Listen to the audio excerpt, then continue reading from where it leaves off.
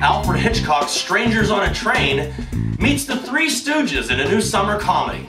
Hello to everyone, as always, for RealScreenReviews.com. I am movie critic Nick Iacobucci, and our next movie review is the mature comedy Horrible Bosses.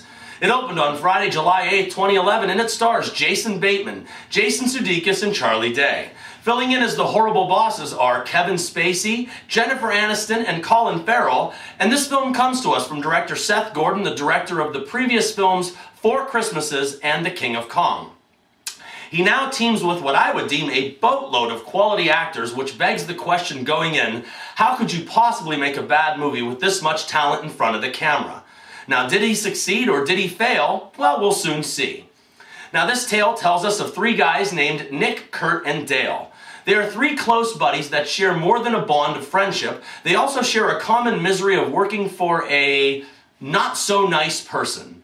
Deception and embarrassment plague one of our guys, and everything from overbearing sexual harassment to coke-snorting romps in the office have to be tolerated.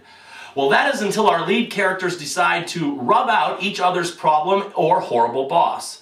Now, all the antics that ensue, from trying to hire a hitman, to stake out surveillance, to even surviving a round in the police interrogation room, was pretty much entertaining throughout, and the three criminal masterminds will also do everything they can to not only keep their jobs, but to stay out of jail as well. Well, people, I am very happy to say that this is one funny movie in a summer that has really needed a very funny movie. The main reason is because the three leads work in cooperation and not in competition with each other.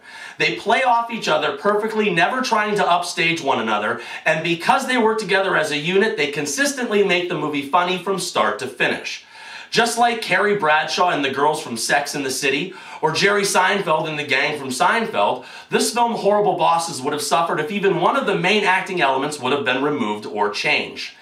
Jason Bateman's Nick not only has a cool first name, he is, I believe, one of Hollywood's strongest and most solid of actors.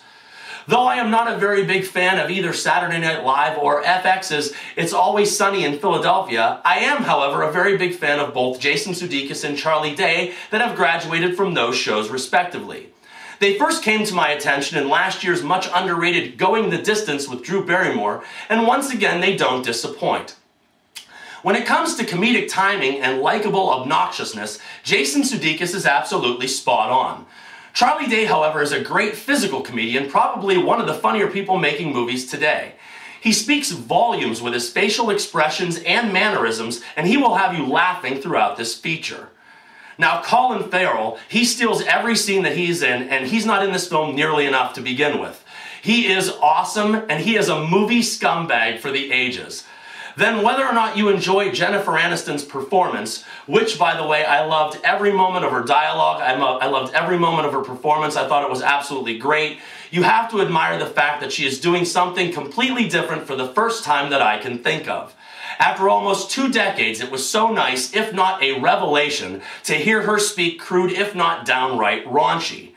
Then Kevin Spacey was great, but he actually played this role better in the very serious and fantastic Swimming with Sharks from the mid-1990s.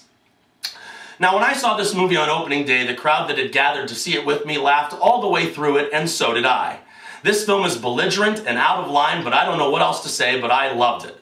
Unlike the awful Bad Teacher that was just plain offensive to everything and everyone, Horrible Bosses never paints a serious enough story to be offensive to the stereotypes to which it pokes fun.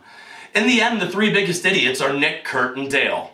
I would actually classify this as a comedic fable because of the lunacy of what they're even attempting in the first place.